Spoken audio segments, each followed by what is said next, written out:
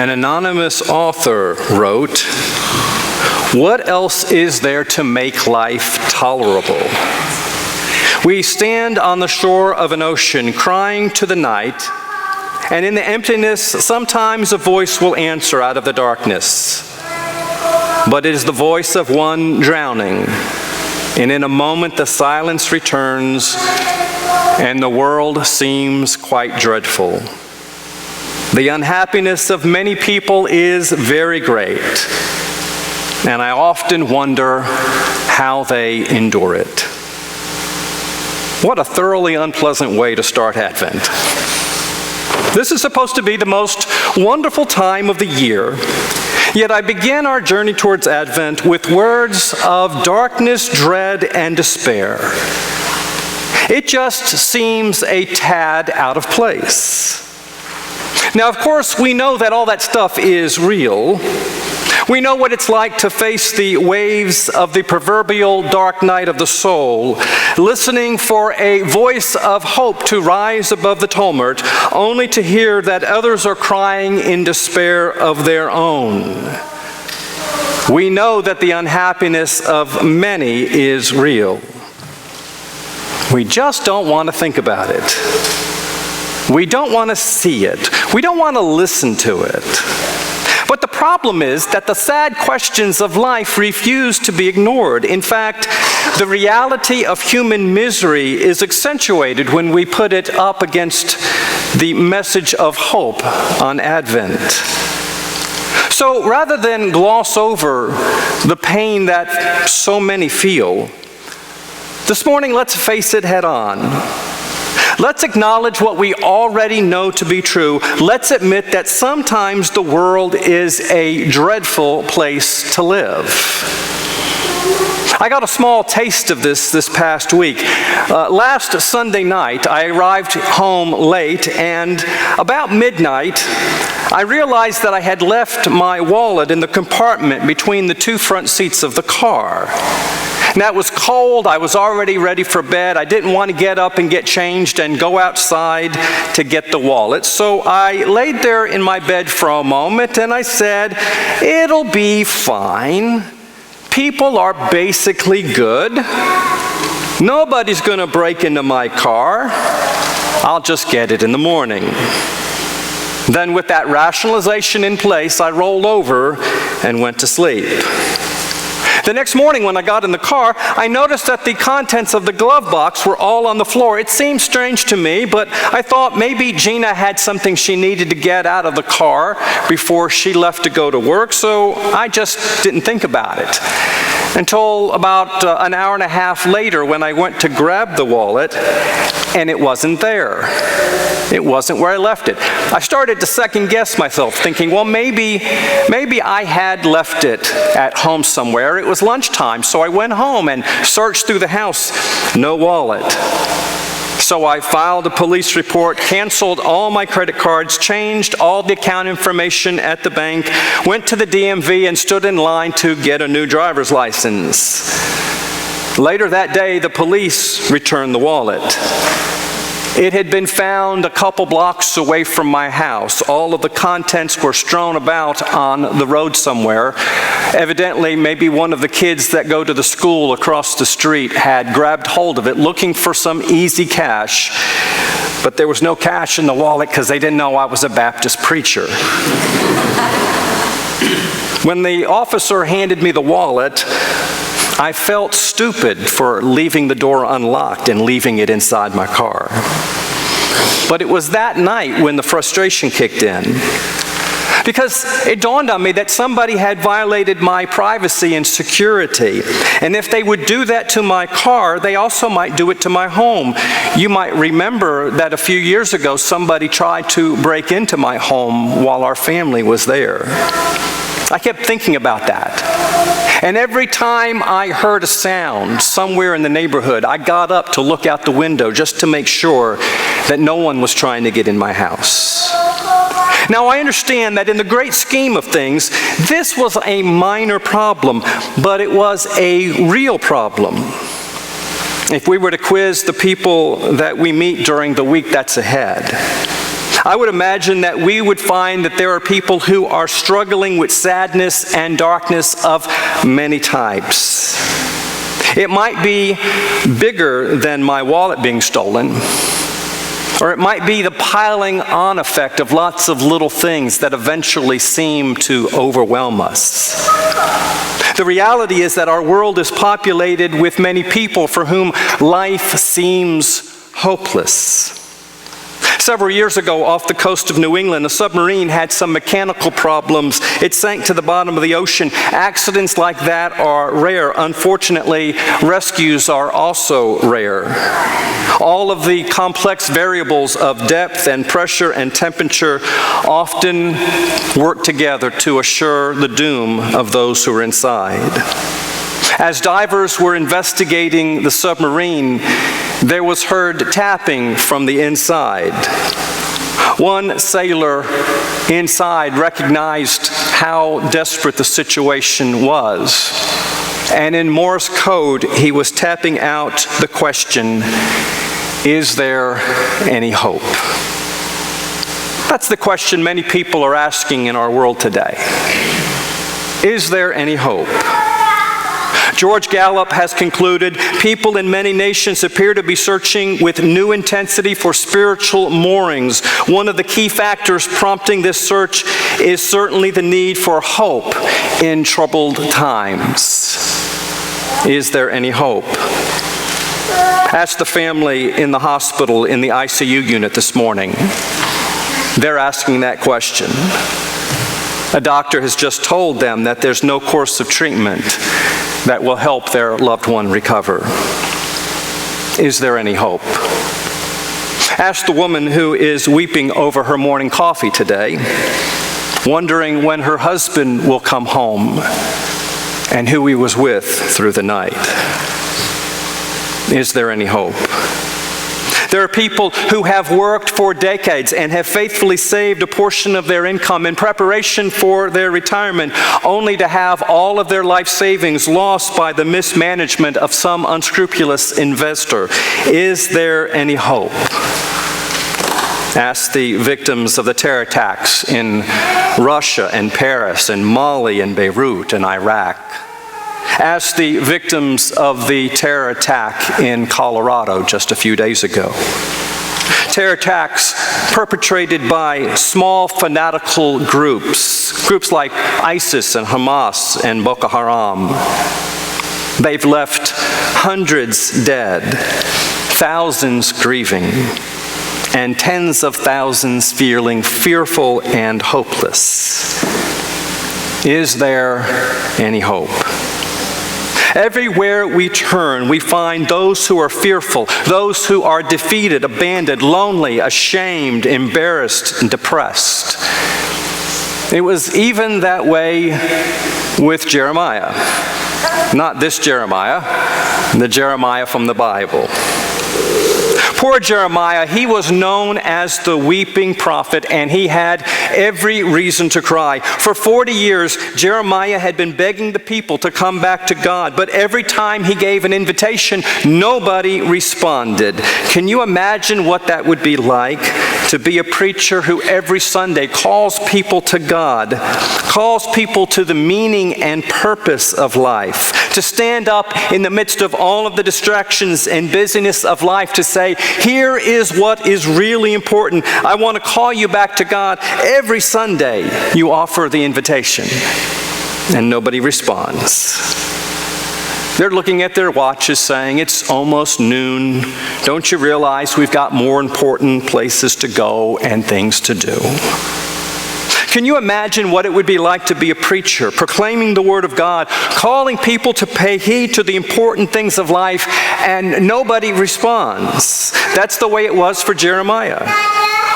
For 4 decades, he preached to anyone who would listen, to anyone who would give him an ear. For 40 years, he stood before the people saying, I want to call you back to God.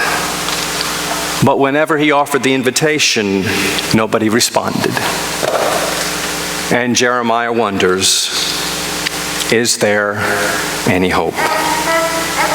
In his darkest hour, Jeremiah cursed the day he was born. He spent most of his life telling the Hebrew people to shape up, but nobody listened. He warned that the path they were traveling on would end in doom, but they did not listen. Then it happened. The Babylonians demolished Jerusalem. They destroyed the temple. They looted the wealth of Israel. They kidnapped its greatest thinkers and sent them into exile. The lives of the people seemed hopeless and filled with despair. Jeremiah feels the despair deep down in his bones. He writes about it in the book of Lamentations, a funeral dirge over Israel. He writes, "How deserted lies the city, once so full of people. How like a widow is she who was once great among the nations. She was a queen among the provinces and has now become a slave. Bitterly she weeps at night, tears upon her cheek." Can't you hear it? What he's saying is there any hope? Sinclair Lewis wrote in one of his novels of a successful businessman who, at the end of the novel, says to his wife, "Deep down, we're all just the same. We are desperately unhappy about something, but we don't know what it is." Woody Allen once said, "Civilization stands at a crossroad. Down one road is despondency and despair, down the other is total annihilation. Let us pray that we choose wisely." Is there any hope? Sometimes life seems to be nothing more than a choice between hopelessness and death, between despondency and total annihilation. An atheist friend of mine told me, "You live and then you die. There isn't anything else." We might not like to admit it, especially in the hallowed walls of a sanctuary, but we understand the sentiment. In fact, it is the foundation upon which many have built their lives. We live and then we die. There isn't anything else. So in our despair and despondency, we bury our treasures. We become intimidated by the abilities of others. We become incapacitated by our own lack of discipline. We become mesmerized by the darkness, put out of action by the fear of failure, tied up in knots by our trials, troubles, and tribulations, hesitant to do good, afraid that we might be cheated. We fear the stranger and the evil that we imagine they might have planned. We live and then we die. There isn't anything else. Or is there? Is there something more? Is there any hope? Now, of course, we're going to say yes, especially here, but let's not be too flippant about it. Before we shout with confidence, yes, there's reason for hope, let's first be willing to admit that the depths of the darkness is real. Otherwise, our affirmation of faith seems trite and hollow. For Israel, the worst had happened. The nation had been taken captive. The people were exiled from their homeland. The absolute worst that could befall them befell them. And in the midst of the sadness and sorrow, Jeremiah learns a wonderful lesson about the goodness of God. He learned that when the world is falling apart, God is still the God of hope. He learned that in the dark moments, there is still hope. From captivity, Jeremiah speaks. Listen one more time. "The days are coming," declares the Lord, when I will fulfill the promise I made to the house of Israel and the house of Judah.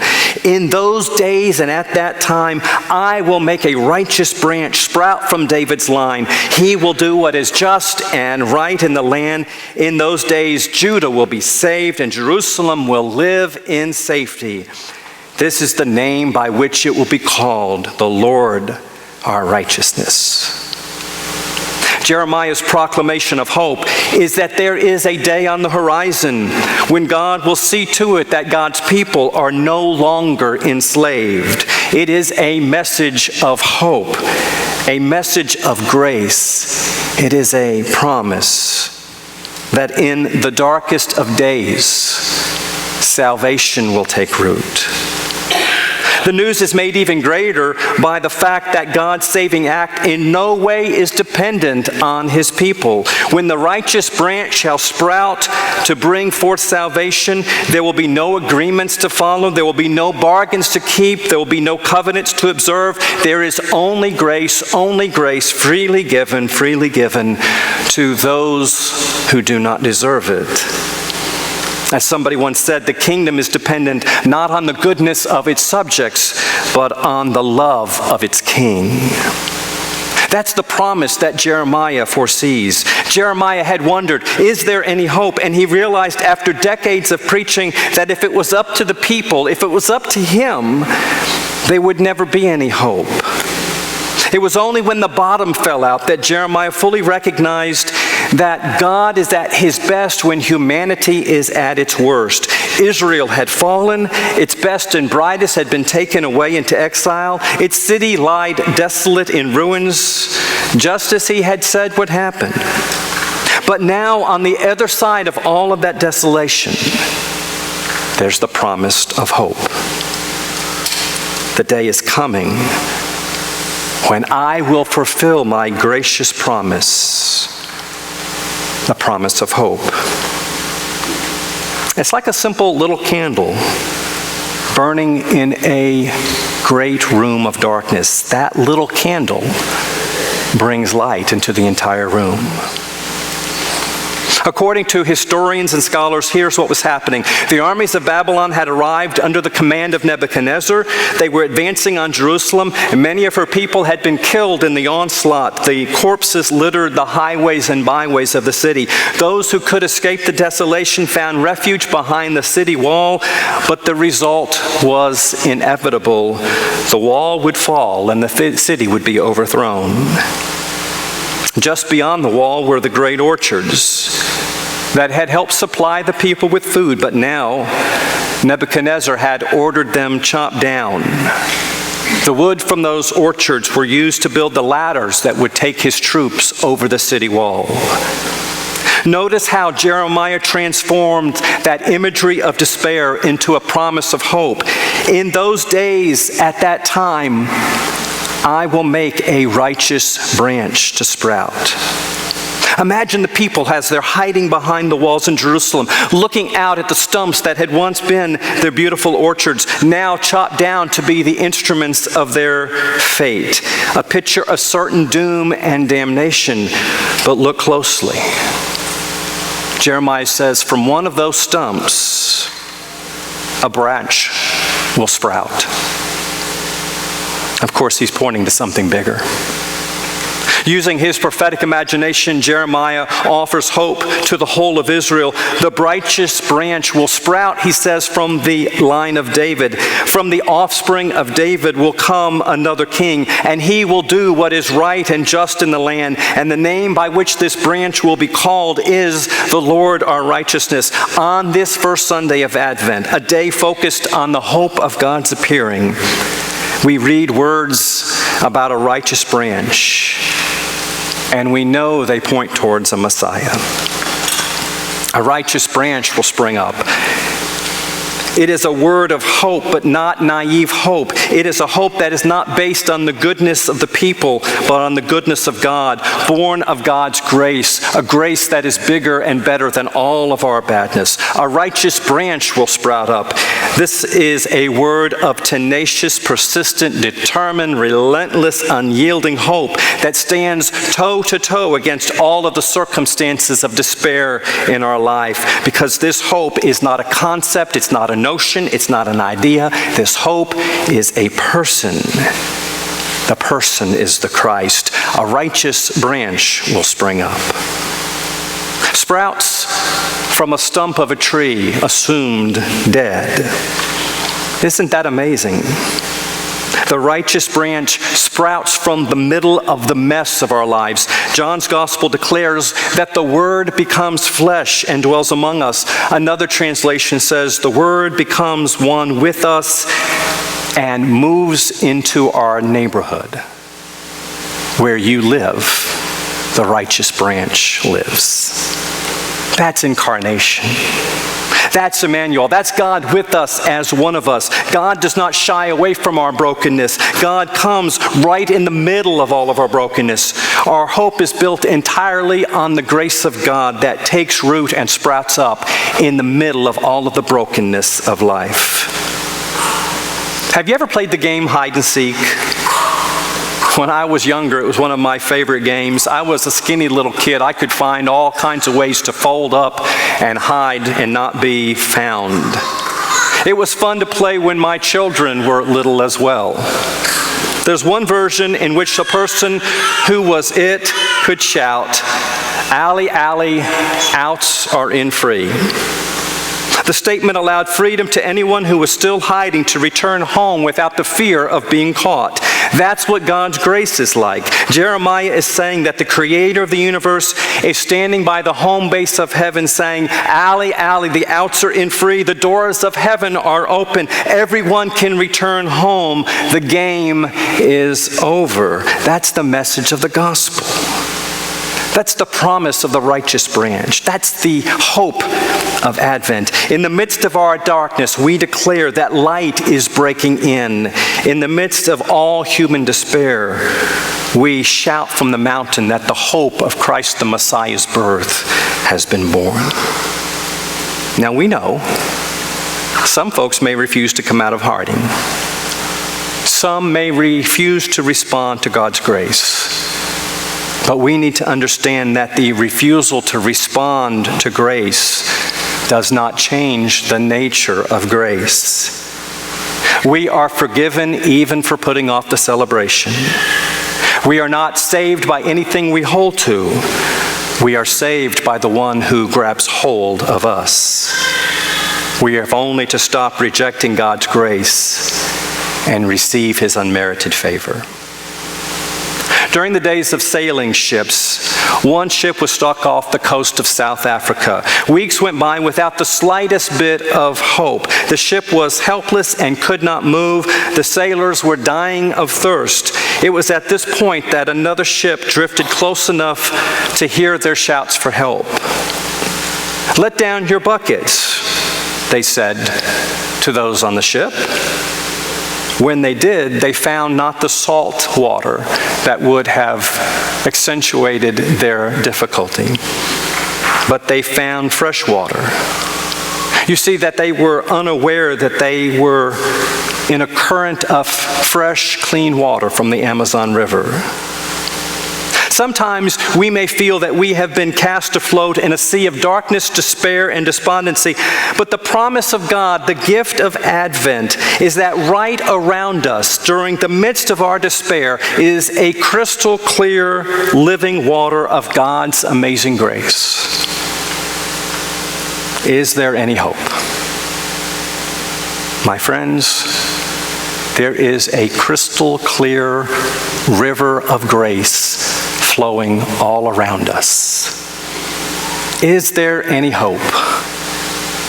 Let down your nets. You will find that refreshing grace. At the end of it all, there is only grace. That's the message we celebrate. during this season of Advent. Let down your nets.